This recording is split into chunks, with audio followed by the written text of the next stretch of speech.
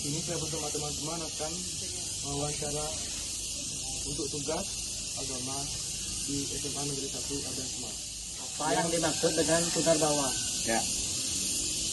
Jadi terima kasih kepada adik-adik semuanya sudah mau berbagi ilmu tentang yang pada prinsipnya itu adalah sebagai pedoman dalam ajaran agama Hindu yang sering disebut dengan yang ditanyakan itu adalah punar bau.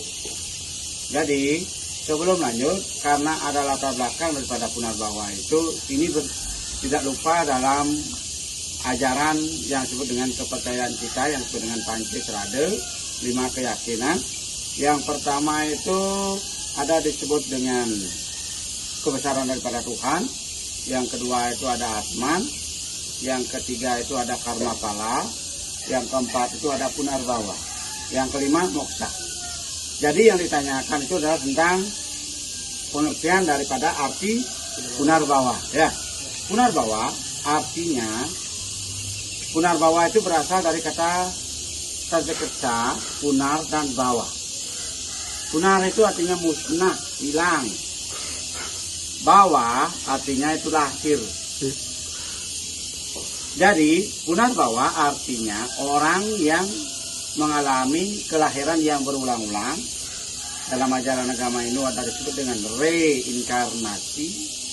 Sudah itu ada penitisan atau penjelmaan yang dilakukan dalam kehidupan ini. Itu arti daripada punar bawah.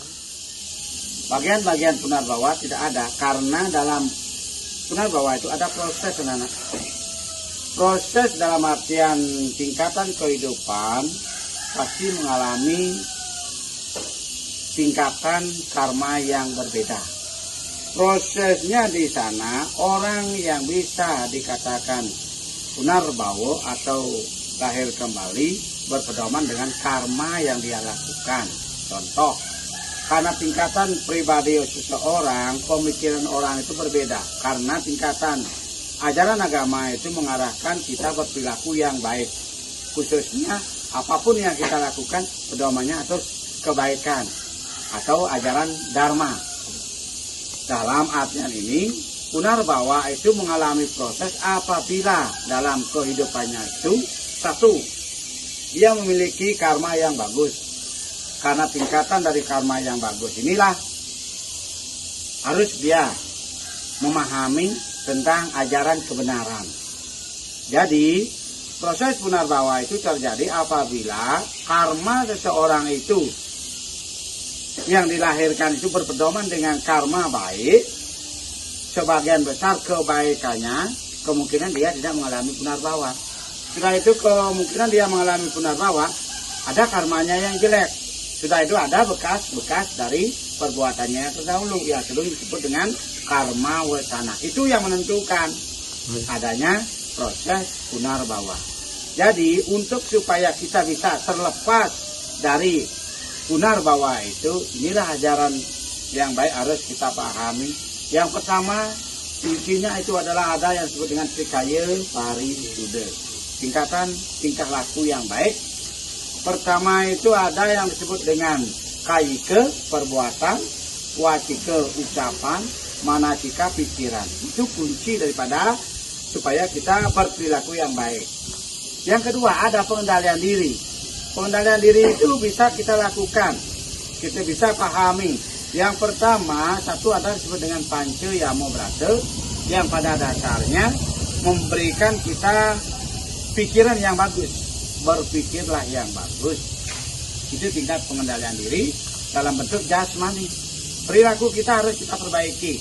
Pertama, ahimsa, janganlah membunuh. Sifat membunuh itu dijauhkan. Kedua, ada disebut dengan brahmacari, masa menuntut ilmu. Tiga, ada satya. Satya itu kesetiaan. Keempat, ada awil waharike. Jangan lupa dalam kehidupan, contoh, kalau ada orang yang berkelahi, janganlah kita ikut berkelahi. Sudah itu aja, ada yang mabuk, di sana temannya jangan mabuk. Itu artinya pengendalian diri dalam dunia. Sudah itu ada yang disebut dengan ahimsa Sila brahmacari satya awiwarika asteya, jangan mengambil milik orang lain. Itu artinya perilaku itulah kita hindari. Kalau bisa kan begitu, itu tingkatan daripada kesucian. Yang kedua itu ada disebut dengan panca niyamobrata, pengendalian diri dalam bentuk rohani. Rohani, pikiran kita itu harus kita bersihkan. Satu, yang pertama itu ada akroda, janganlah marah. Guru susrusa bakti kepada catur guru. Begitu. Catur guru itu pertama orang tua, bapak guru, sudah itu ada pemerintah dengan Tuhan, jangan lupa. Itu disebut dengan guru susrusa. Sudah itu ada sauca, sauca itu bersih lahir batin. Yang dikatakan bersih lahir batin, pikiran kita itu harus dibersihkan dengan kejujuran. Tubuh kita dibersihkan dengan air. Akal kita dibersihkan dengan ilmu dan tapa. Akal itu bisa kebijaksanaan.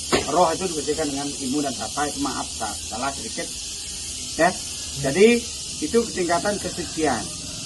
Yang terakhir ada pramada. Jangan lalai. Lalai dalam artian ini jangan lupa kita kalau kita belajar. Kalau dari belajar, mari kita belajar. Tingkatkan belajarnya. Sudah itu di rumah kita membantu orang tua. Itu adalah apramada. Itu tingkatan perilaku yang baik.